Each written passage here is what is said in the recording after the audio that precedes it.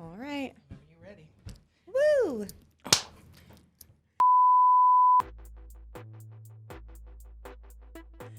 Hi, everybody. Welcome back to Soundbytez. It's me, Xtine Elise, with fan favorite always, Aaron, a.k.a. Soul Man Stan, in the house. So we've got some exciting things to discuss today. Yes, we do. Yes, we do. Oh, the people. A full schedule. Yes. So we're going to start things off on a little bit of a more serious music business-esque topic today. So, as you've seen in the recent news reports, the good old Dark Horse song by Katy Perry is now under attack. There's a full-blown attack taking place. Leave Katie alone. No, So let's talk about this because she is currently being sued by a Christian artist who says that Dark Horse was basically a direct ripoff and cites his reasoning, besides him feeling like it's similar in some ways, which we will get into in a sec, that it's impossible that they wouldn't have heard it because Katy Perry over a decade ago was a Christian artist, but of course her people must listen to my music all the time, and basically saying it's been snatched. So first I want to talk about that specifically and your thoughts as a songwriter, producer, and engineer. You can speak to the nitty-gritty of this, I think, a little more in a qualified manner than someone like off the street who, you know, let's hear from a professional, and then also what this means for the industry as a whole, because this is becoming more and more commonplace that we are seeing everybody being sued kind of one after the other. It's almost like if you write a hit song, just assume that everyone's going to come after you, hoping. Everybody's coming for you. But literally, like, hoping that they're going to maybe have like a sliver of a chance that they can convince a jury that these four chords in the pre-chorus sound similar, and how dangerous that is for musicians and creators of any kind, because it kind of makes me feel like I'm terrified that if there's an inspiration deep down like in my soul, or like there's only so many chord changes that can possibly take place in music in general, it's just a numbers game. So I don't know that I want to become at risk for something like that, especially if it's just happenstance that certain things sound good together. Definitely. So we'll start with Dark Horse. So thoughts on that? Thoughts on where this is taking us, or thoughts on the details of this specific case and this Christian artist, and you've heard both of them. Yes. So let's start there. The details are, so Flame's people. Joyful Noise is the song that is Flame and his people are claiming that basically Dark Horse is just a rip of Joyful Noise. And so, I mean, the biggest things that they cited are the synth riff that, like, the ostinato that like sits in the back of the verses from Dark Horse versus sort of the one that sits under the entire track of Joyful Noise, which is not the same. It is not musically. The biggest thing they point to, and the music theory expert that they brought in kind of did the whole industry dirty a little bit, because he sort of he made some claims that aren't totally true. Basically, the whole case kind of lies around the fact that they brought in somebody who intentionally used large music theory jargon, essentially to confuse a jury of non-musicians into believing what he said, basically, is ultimately what happened. Because they blamed the ostinato, which he said basically has never been done before, which is complete BS, because that's the same descending line exists in pieces of music going back for like the last 400 years. So basically, for him to essentially claim that it's never been done before is just outright a lie to begin with. Now we're getting Aaron fired up. He claims they're tonally similar, which they are not. Like, just if you break down what the actual sound consists of, one is like a sawtooth wave sound with some portamento on it, and the other one is like more like a siny pluck that doesn't. So they're not sonically similar. Okay. Not to mention the fact that you can't copyright a timbre, so that's a different argument. That's a different. Yeah. Like, it'd be like trying to say I'm copyrighting the sound of the piano. No one else can use piano because I now own that sonic signature, which you can't Good example. do. Those are the two of the biggest things. Copywriting a vibe. Exactly. That's kind of where this is. That's what we're getting to. We're starting to fall down that hole, which is really, really dangerous. And then, the third thing they really claimed was the intro. Flame starts off the track with "You Already Know Who It Is," and of course, 2 Chainz starts off "Dark Horse" with "You Already Know Who It Is," because 2 Chainz things. But true. But on top of that, that's if I had a dime for every time I heard a song that started off a hip hop song, feel like that started every off rapper, with, "You already know who it is," and usually we don't always know who you are.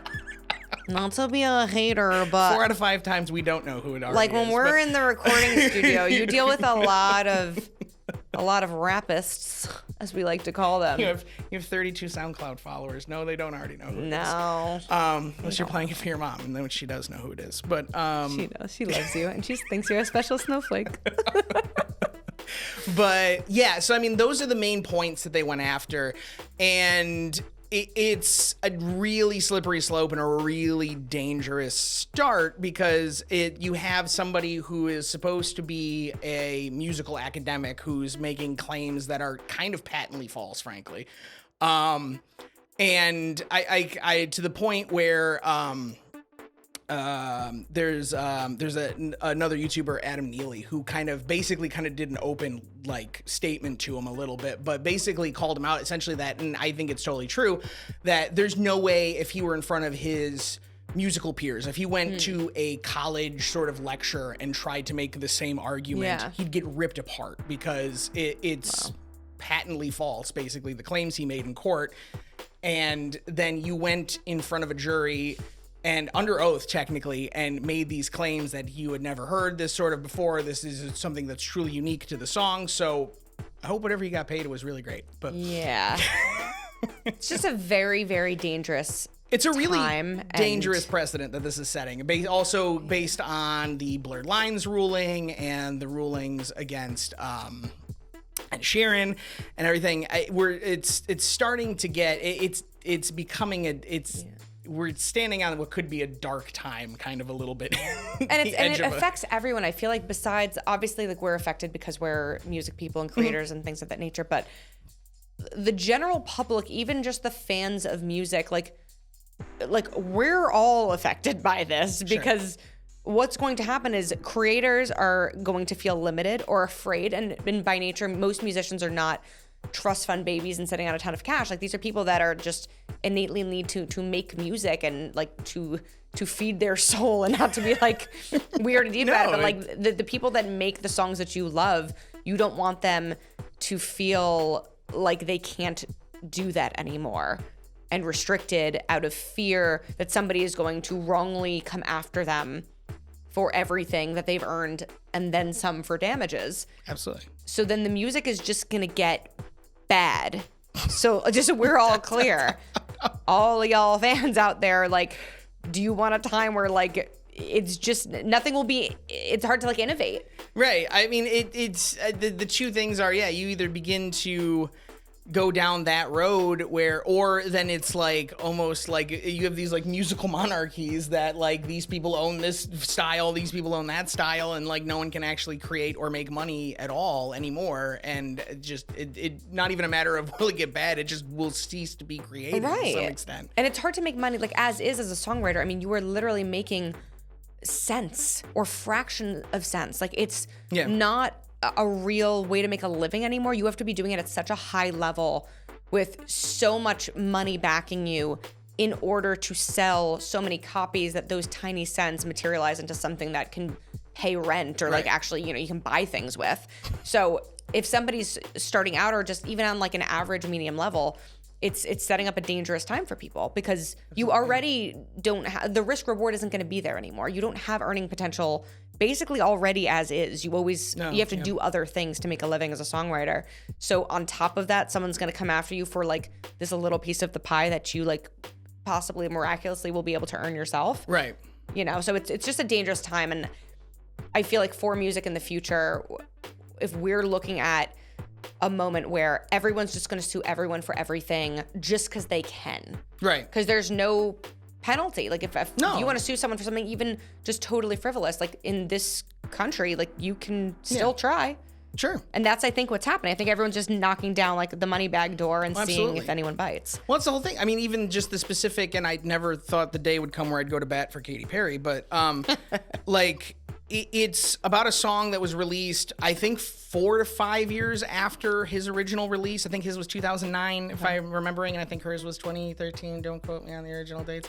But like, it's then the suit comes like another 4 to 5 years after that. So after like, the song's been commercially successful right, and everything else, and then claiming damages of his reputation as a Christian artist because of Katy Perry's reputation and it's ridiculous. It's absolutely insane. And there's, the whole reason that they requested it to be trial by jury. It's in the filing that they demanded trial by jury, partially because they needed to prey on people who didn't understand what was going on, basically, to make the judgment that they did. And it's just, like you said, it's setting up a dangerous precedent for creators who already are having a hard time as it is. Right. And it's scary. And it's almost like, what do you do?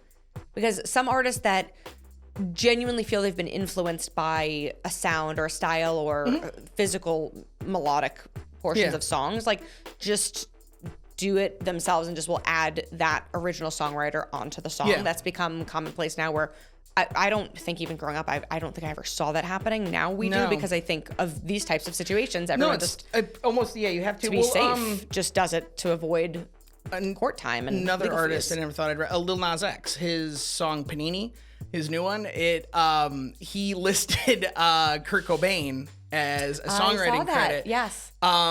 Because he said, I think because he didn't do it, I think, necessarily as a legal move. He kind of openly was like, I love Nirvana. I was kind of influenced for this whole, the whole like bridge part of it, the say to me what you want to me, like that's very, very close to the melody for In Bloom. And so I think partially was like, he was like, I love it. Nirvana was definitely influenced by it, wanted to, I think initially it said that it was basically more of like an homage, but like this is what a lot of writers are starting to have to do, right, where you have to credit and then it's like, where does that stop? Where you start to have to give writing credit to anyone who could have possibly influenced your musical decision, and we're all a product of our influences. Right. So where does that line stop? Isn't that what music is? The music is constantly hearing things, taking your favorites from other things, like with anything, and then kind of morphing it and creating your, ideally, your own sound out of those influences. Absolutely. But like music for all of time is always based on influences. It always, that's the thing. Going back, that's how things grow. Since the start of music itself, that's always been the way it is. And you always pull from everything. Every style of music pulls from another, and it's this evolution that you kind of get what you hear today, you like it or not, from that melding of all of these different styles around the world. Everything that came before it. And then if you're going to start putting financial penalty on being influenced what came before you, how do you even begin to create new stuff? I mean, where do you even go from there without having to? I mean, you don't want the result of like, it'll be just literally bleeps and bloops will be all that we're left with, because it'll have to be so random that it can't be any sort of recognizable melody. Like that's where we're not. I mean, obviously that's not going to happen, I don't think, but like that's where we're starting to head. It sounds like almost. But think about even just like pop music in general. Like there's only so many like poppy chord changes that like. We all have the same 12 notes to work with. And they only work in a finite number of combinations. So. That is the most important. Like if people at home, like obviously music people, this is not news to, but if you're really not a musician yourself and you're listening, like what Aaron just said, like it's literally 12 notes. Right. How many ways can you use 12 notes? Right. And if somebody's directly copying someone else, like go after them all day. It's not that thing. Sure. It's that just because it sounds similar, but it's a unique idea, like you can't come after someone. Right. Just because you're like, this kind of reminds me of this, or this vibe is sort of similar. Like, that's insane. Exactly.